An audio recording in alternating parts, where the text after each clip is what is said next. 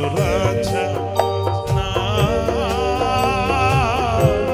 ఆరాధ్య దైవమా, ఆరాధ్య దైవమా, నా స్తోత్ర గీతమా, నా స్తోత్ర గీతమా, ఆరాధ్య దైవమా, నా యేసు రాజా రాజా రాజా రాజా.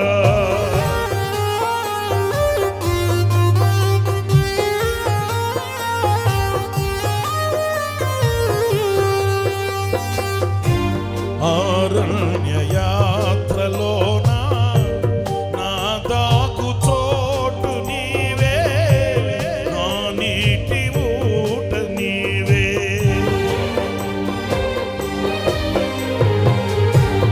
అరణ్య యాత్రలోన నా దాగు చోటు నీవే, నా నీటి ఊట నీవే. అతి కాక్షణీయుడా ఆనుకొనెద నీ మీద, అతి కాక్షణీయుడా ఆనుకొనెద నీ మీద, నా యేసు రాజా నా ఆరాధ్య దైవమా, ఆరాధ్య దైవమా, నా స్తోత్ర గీతమా, నా స్తోత్ర గీతమా, ఆరాధ్య దైవమా, నా యేసు రాజా రాజా రాజా రాజా.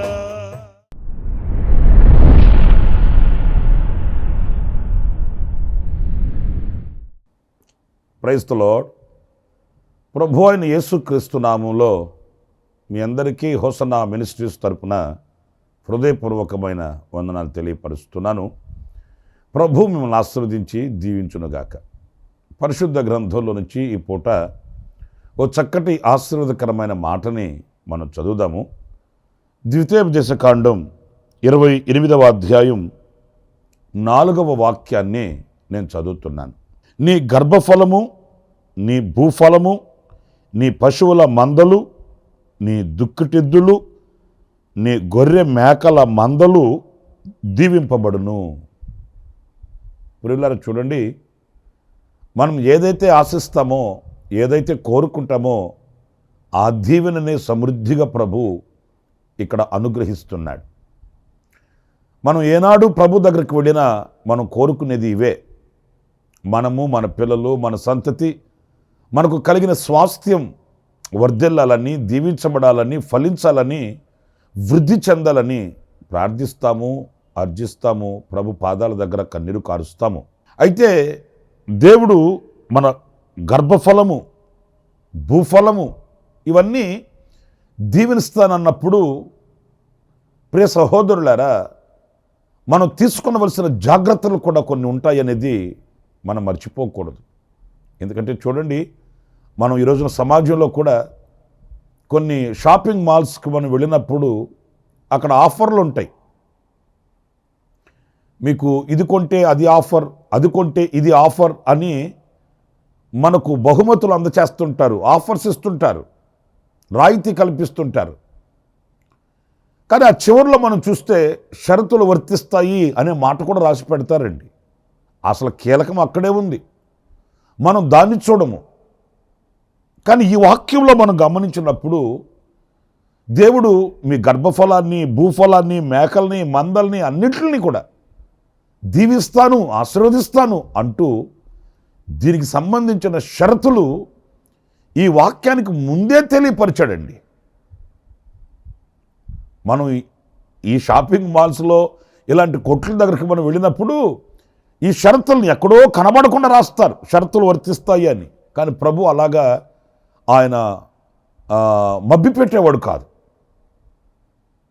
ఈ ఆశీర్వాదాలకి ముందుగానే చెప్పేశాడు, మీకు ఎప్పుడు ఇలాంటి దీవెన కలుగుతుంది, మీ భూఫలము, మీ గర్భఫలము ఎప్పుడు వర్ధిల్లుతుంది, దీవించబడతారు అనేది ముందుగానే ఈ షరతుల్ని ఆయన తెలియపరిచాడు. ఇది 4వ వాక్యంలో మనం చదివాం కదా. ఇప్పుడు 2వ వాక్యానికి మనం వెళితే అక్కడ కీలకం అక్కడుందండి. నేను చదువుతాను ఆ మాటలు చూడండి. ఈ 2వ వాక్యంలో, నీవు నీ దేవుడైన యెహోవా మాట వినిన ఎడల ఈ దీవెనలన్నీ నీ మీదకి వచ్చి నీకు ప్రాప్తించును. చూసారండి, ఇది మనం నేర్చుకోవలసిన కీలకమైనటువంటి పాత్ర. ఎప్పుడు ఈ దీవెనలు మన మీదకి వస్తాయంటే ఇక్కడ మనం గమనించేది, నీ దేవుడైన యెహోవా మాట నీవు వినిన ఎడల. ఆయన మాట వినాలి. దానికి ఆఫర్ ఏంటంటే నీ సంతతి దీవించబడుతుంది, నీ భూఫలము ఆశీర్వదించబడుతుంది, నీ దుక్కటెద్దులు దీవించబడతాయి. ఇంకా మనం ఆశీర్వాదాల గురించి చదివాం కదా. నీ గొర్రెలు, నీ మేక మందలు అన్నీ దీవించబడతాయి. కీలకమైనది ఏంటంటే ఆయన మాట మనం వినాలి. ఆయన మాట మనం వినకుండా నన్ను దీవించు, నన్ను ఆశీర్వదించు, నా పిల్లల్ని ఉన్నతంగా చూడు, నా పిల్లల్ని ఉన్నతంగా ఆశీర్వదించు, నాకంటే గనులై ఉండేటట్లు ప్రభువా సహాయం చేయి, మనం చేసే ఈ ప్రార్థనలన్నీ చాలా మనం అవివేకంగా చేస్తున్నాము అనేది మనం గుర్తించాలి. మనం ఆయన మాట వినిన వారమే అయితే తద్వారా వచ్చే ఏ ఆశీర్వాదం మనల్ని దాటిపోదండి. దాని వలన కలిగే దీవెన మనల్ని ఎప్పుడు దూరంగా ఉంచదు. కీర్తనకారుడు దావీదు చెప్పాడు కదా, కృపా క్షేమాలు నా వెంట వస్తున్నాయని. అలాగే వెంటే వస్తాయి, వెంటే ఉంటాయి, వెంటే మనల్ని సాక్షిగా మలుస్తాయి. ఎప్పుడు అంటే ఆయన మాట మనం వినాలి. మనమేమో అధికారుల మాట వింటాము, వైద్యుల మాట వింటాము, మనకు నచ్చి మెచ్చిన వాళ్ళ మాట వింటాము. దీవెనలు కలిగించే దేవుని మాట మాత్రం మనం వినము. మనకు చాలా ఎక్కసంగా ఉంటుంది దేవుని మాటలు వినడం అనేది. ఎవరైతే ఆ మాటను వినగలుగుతారో నా ప్రియమైన సహోదరులారా, వారికి ఈ దీవెనలు కలుగుతాయి. అయితే ఇంకొక విశేషమైనటువంటి అనుభవం ఏంటంటే ఇక్కడ మీరు అడుగుతారేమో, అయ్యా దేవుని మాట వినకుండానే ఉన్నామా? దేవుని మాట వినకుండానే భక్తి చేస్తున్నామా? దేవుని మాట వినకుండానే ప్రభు దగ్గరకు వచ్చామా? ఇలాంటి ప్రశ్నలన్నీ మన మనసులో చెలరేగుతాయి. ఎందుకంటే ఇలాగ మాట్లాడతారు ఏంటండి వీళ్ళు, దేవుని మాట వినకుండా ఎవరి మాట వింటామేంటి అనే ప్రశ్న వెంటనే మీ మనసులో లేచి నిలబడుతుంది, మిమ్మల్ని పురుకొల్పుతుంది. ఏమి నువ్వు తక్కువ భక్తి చేసావా? నువ్వు తక్కువ కానికిచ్చావా? తక్కువ ప్రయాసపడ్డావా? ఏంటి మౌనంగా ఉంటావేంటి నువ్వు అన్నట్లుగా మన మనసులో ఈ మాట మనల్ని రెచ్చగొడుతుంది. అయితే ఒక మాట చెప్తాను వినండి. వింటున్నాంలే కానీ ఎలా వింటున్నాము? ఎలా వింటున్నామండి ఆయన మాట? నేను చెప్పడం కాదులే కానీ దేవుని వాక్యం దగ్గరకు వద్దాం. ఎలా వినాలి ఆయన మాటని అని గనక దేవుని వాక్యం దగ్గరకు వస్తే చక్కటి అనుభవం. యెషయా గ్రంథం 1వ అధ్యాయం 19వ వాక్యంలో మనం చదివినప్పుడు ఎలా వినాలో అక్కడ రాయబడింది. చదువుతాను ఆ మాటని. మీరు సమ్మతించి నా మాట వినిన ఎడల మీరు భూమి యొక్క మంచి పదార్థములను అనుభవింతురు. చూసారండి, మీకు సమాధానం దొరికింది అనుకుంటున్నాను నేను. ఇక్కడ మనం గమనిస్తే మీరు సమ్మతించి వినాలి నా మాట. వినడం కాదు సుమా, అందరూ వింటున్నారు, అందరూ వింటాము. ఆదివారం వెళ్తే సగం నోట్బుక్ రాసేస్తాం, మన ఇంట్లో డైరీలు పేర్చి పెట్టేస్తాం. ఇంక నేను చెప్తే మీరు బాధపడతారులే కానీ ఇంటికి, ఒంటికి, కంటికి, ఇంకా కంచాలకి, మంచాలకి అన్నిటికీ వాక్యమే. కానీ సమ్మతించే వాళ్ళు ఎంతమంది వాక్యాన్ని? ఏమంటే వాక్యం అలాగే చెప్తుంటుందిలేండి, అలాగ చేయాలంటే ఎలా కుదురుతుంది, అలాగ బ్రతకాలంటే ఎలా కుదురుతుంది? ఉప్పు కారం తినేవాళ్ళమైతే ఇదిగో ఇది మన నోట వచ్చే మాట. రేడియోలో వాక్యమే, టీవీల్లో వాక్యమే, సెల్ ఫోన్లో వాక్యమే. ఈరోజు వాక్యం లేని చోటు ఎక్కడుంది? కానీ ఆ వాక్యాన్ని విని ఆ వాక్యాన్ని సమ్మతించి అంగీకరించే వాళ్ళు ఎంతమంది? సమ్మతిస్తున్నామా ఆ వాక్యానికి? వాక్యం ఎలా చెప్తుంది, మనం అలాగే చేయాలి అని తీర్మానం ఎంతమంది తీసుకుంటున్నారు? 2 గంటలు ప్రసంగం వింటారు, ఆఖరిలో 5 నిమిషాలు ప్రార్థన చేసుకోమంటే బైబిల్ సంఖ్యలో పెట్టుకుని అడ్రస్ లేకుండా వెళ్ళిపోతారు. 1.5 గంట సేపు దైవజనుడు గుండెలు పగిలేటట్లు కేకలేసి చెప్పే వాక్యాన్ని వింటాము, మాస్టర్ గారికి పాస్టర్ గారికి మార్కులు వేసేస్తాము, ఆ తర్వాత అడ్రస్ లేకుండా మెడ్రస్కి వెళ్ళిపోతాము. ఏదో అర్జెంటుగా ఇప్పుడే టెలిగ్రామ్ వచ్చిందండి, ఇప్పుడే నేను వెళ్ళి అక్కడ వాలిపోవాలండి అన్నట్లుగా వెళ్ళిపోతాం. అరే, చెప్పిన వాక్యం ఎలా ఉంది, నేను ఇలాగే చేస్తాను ప్రభువా, అలాగే నేను నడుస్తానయ్యా, అలాగే నీ మాట ప్రకారమే చేస్తానయ్యా అని తీర్మానం చేసేవాళ్ళు ఎక్కడ? నా ప్రియమైన సహోదరులారా, సమ్మతించి ఆయన మాట వినాలట. ఆయన పలికినప్పుడు, ఆయన మాట విన్నప్పుడు సమ్మతించాలి. ప్రభు అలాగే నువ్వు చెప్పినట్టు. మీరు పేతురు వలలు కడుక్కుంటున్నాడు, తెల్లవారుతుంది, ప్రభు అతనికి ప్రత్యక్షమయ్యాడు. ఏమన్నా చేపలు పట్టారా?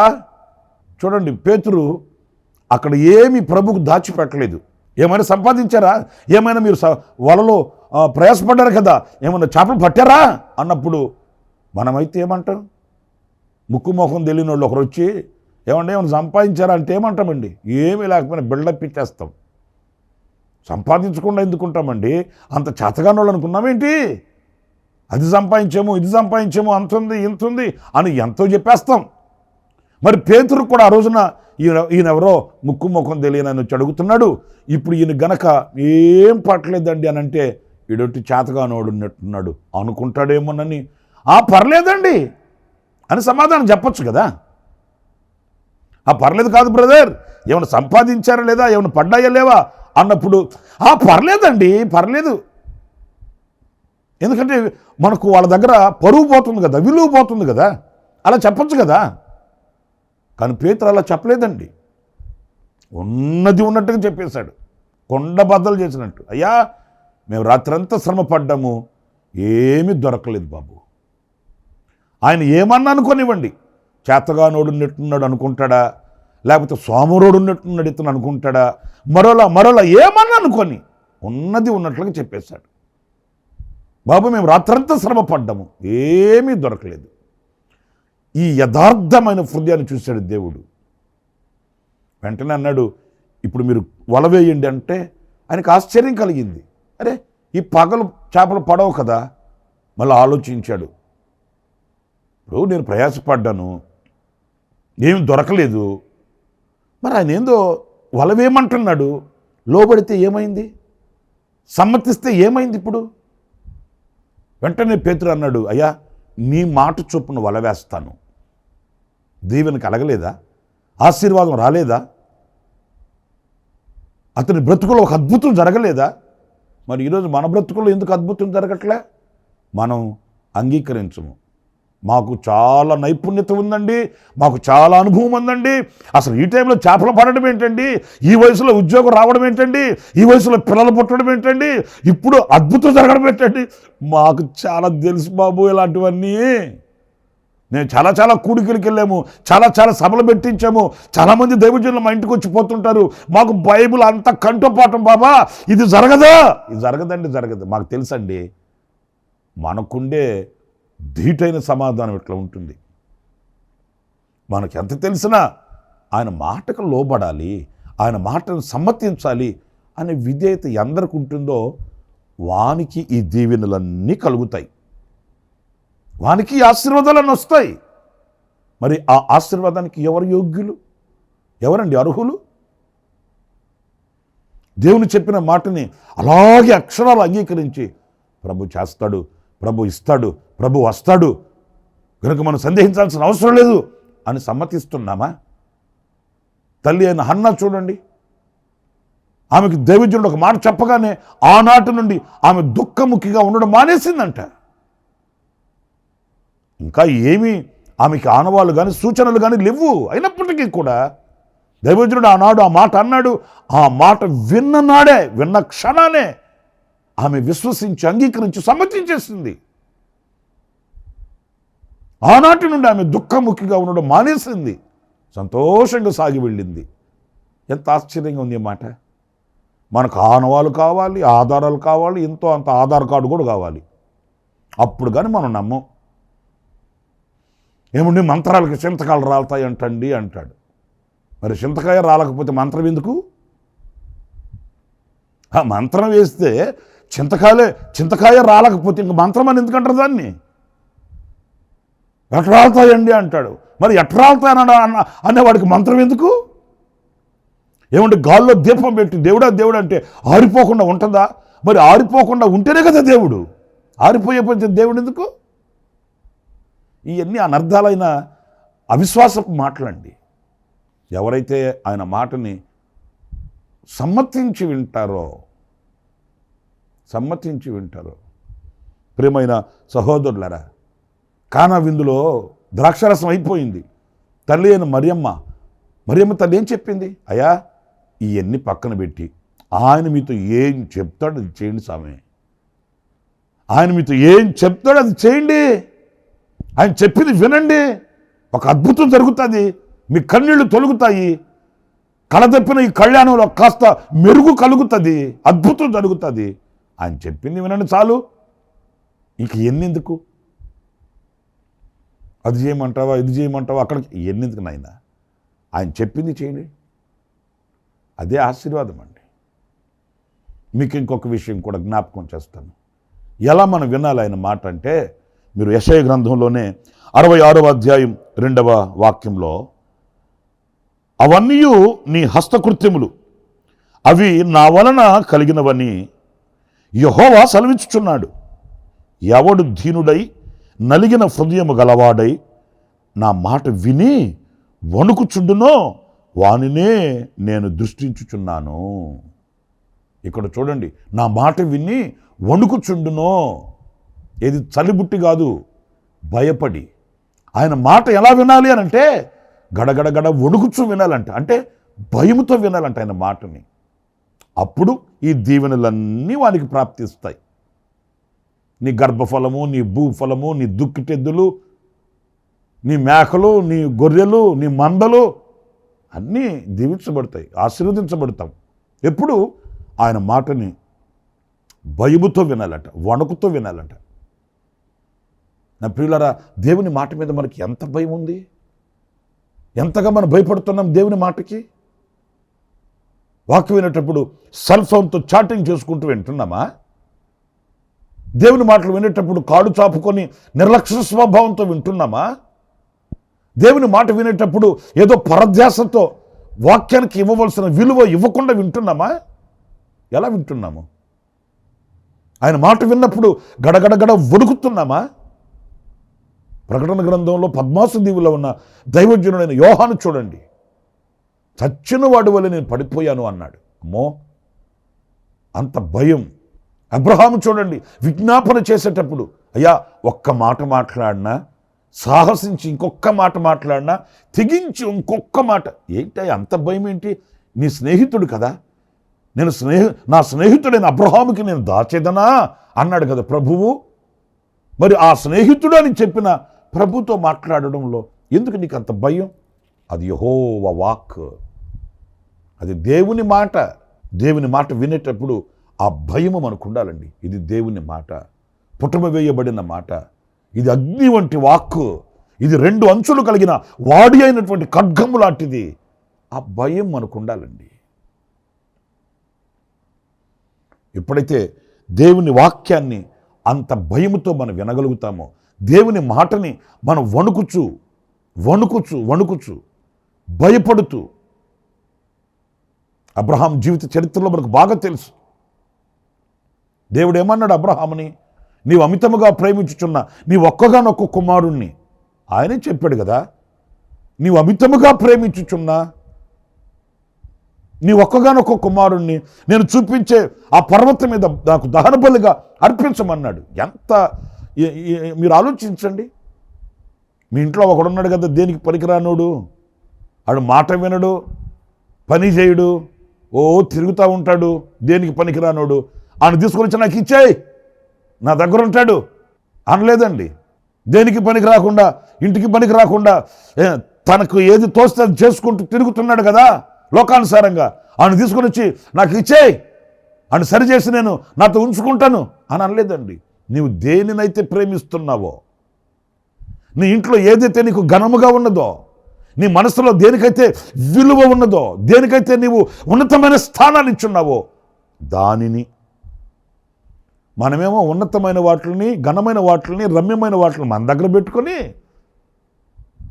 అల్పమైనవి, రాలిపోయినవి, ఊడిపోయినవి, పాసిపోయినవి అవి మాత్రం దేవునికి నమ్మకంగా అప్పగిస్తామండి. మాకు ఇంట్లో ఒక అబ్బాయి ఉన్నాడండి, ఆడు దేనికి మాటినడు, అసలు యమా పొగరబోతాడు. ఆడు తీసుకెళ్ళి సేవలో ఉంచుకుంటారండి. మాటినేవాడిని మాత్రం ఎంటెక్ చదివిస్తాను, మాటినవాడిని మాత్రం మీ అంట తిప్పుకుంటారండి. అబ్రహాముతో దేవుడు చెప్పాడు, నీవు అమితముగా ప్రేమించుచున్నా, నీ గుండెల్లో నిండుకొని ఉన్నా అతన్ని నాకు దహన బలిగా అర్పించు, నాకు కానుకగా ఇవ్వు. దేవుని మాటకి ఎంత భయపడ్డాడంటే అబ్రహాము తడువు చేయలేదండి. ఉదయముననే లేచి కత్తె, కట్టెలు, పనివాళ్ళని తీసుకొని కుమారుని తీసుకుని వెళ్ళిపోయాడు. దేవుని మాటకు భయపడడం అంటే ఏంటి? దేవుని మాటకు భయపడిన వ్యక్తి నిర్లక్ష్యంగా ఉండడు, ఆలస్యం చేయడు, జాప్యం చేయడు. ఏమవుతుందిలే, ఏం చేస్తాడేంటి, చేద్దాంలే అని ఉండడు. వెంటనే ఆ పని చేసి నెరవేర్చి ముగించడానికి సాహసిస్తాడు. ఆకాశ నక్షత్రాల వలె అబ్రహాం దీవించబడ్డాడంటే ఎలా దీవించబడ్డాడు? లంచం కట్టి దీవించబడ్డా? ఎలియాజరు ఏం చెప్పాడు? యెహోవా చేత ఆశీర్వదించబడిన వాడు నా యజమానుడు. యెహోవా చేత దీవించబడినవాడు. ఎందుకు దీవించాడు అంటే దేవుని మాటకు అంత భయపడినవాడు అబ్రహాం. మరి మనం భయపడుతున్నామా దేవుని మాటకి? దేవుని మాట విని ఆ రీతిగా మౌనం చేయాలి అనే భయం మనకు ఉంటుందా? ఆఖరిగా మరొక మాట నేను మీకు జ్ఞాపకం చేస్తాను. అదేంటంటే ప్రకటన గ్రంథం 1వ అధ్యాయం 3వ వాక్యాన్ని మనం చదివినప్పుడు అందులో ఉన్న మాటను నేను చదువుతున్నాను. సమయము సమీపించినది గనుక ఈ ప్రవచన వాక్యములు చదువువాడును వాటిని విని ఇందులో వ్రాయబడిన సంగతులను గైకొనువాడును ధన్యులు. ప్రియులారా చూడండి, వాక్యంలో విని గైకొనాలంట. వినడం మాత్రమే కాదు సుమా, అందరం వింటున్నాం కదా. గైకొనడం, గ్రహించడం. మీరు మార్కు సువార్త 7వ అధ్యాయం 14వ వాక్యాన్ని చదివితే అందులో వ్రాయబడిన మాట, అప్పుడు ఆయన జనసమూహమును మరలా తన యొద్దకు పిలిచి, మీరందరూ నా మాట విని గ్రహించుడి. గ్రహించాలండి. ఎందుకు చెప్తున్నాడు? ఇందులో ఉన్న మర్మం ఏంటి? ఏం చేయాలని ఆయన బోధిస్తున్నాడు? పిల్లలు చూడండి, వినడంలో ఎంత అనుభవాలు ఉన్నాయో, ఎన్ని అనుభవాలు ఉన్నాయో చూడండి. మనమేమో వాక్యం విన్నాను, 2 గంటలు విన్నానండి, 1.5 గంట విన్నానండి, గంట విన్నానండి. విన్నామండి 2 గంటలు, 3 గంటలు, 2 గంటలు, 1 గంట విన్నాం. విన్న దాంట్లో గ్రహించింది ఏంటండి? అదొక్కటి అడగండి అని చెప్తారు. విన్నావా అని అడగండి. విన్నాం. ఏం విన్నారు? అవన్నీ అడగకూడదండి, అవన్నీ ఆత్మకు తెలుసండి. మరి ఆత్మకు తెలిసింది ఒక మాట చెప్పండి. ఈరోజు ఆరాధనకి వెళ్ళొచ్చారు కదా, ఏ వాక్యం విన్నారండి అని అడగండి.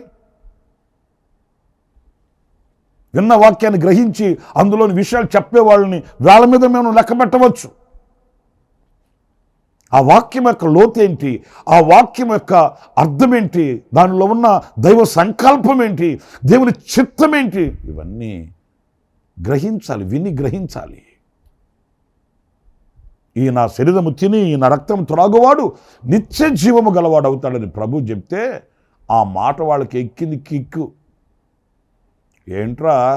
ఏంటినా నా శరీరం తిని నా రక్తం త్రాగు అంటాడేంటి? మనల్ని రాక్షసులు అనుకున్నాడు ఏంటినా? మనల్ని ఏంటి చిన్నచూపు చూస్తున్నాడు? రక్తం దాగి మనుషుల మాంసాన్ని తినేవాళ్ళలాగా అనుకున్నాడా మనల్ని? ఎందుకు మన మీద ఆయనకి ఇంత చిన్న చూపు? నేను మొదటి నుంచే గమనిస్తున్నా. మనమంటే ఈయన ఏదో కొంచెం చిన్న చూపు చూస్తున్నాడు రా బాబా, నేను చెప్తానే ఉన్నా, మీకు అర్థమై చావలా. ఏంట్రా ఈ మాటలేంట్రా అని ఒకరినొకరు మాట్లాడుకొని వెళ్ళిపోయారట. ఏమనాలండి వాళ్ళని? ఆయన చెప్పింది ఏంటి, వీళ్ళు అనుకున్నది ఏంటి? లేదు, గ్రహించే మనసు లేదు. గ్రహించే మనసు లేదు. ఏం చెప్తున్నాడు ఆయన?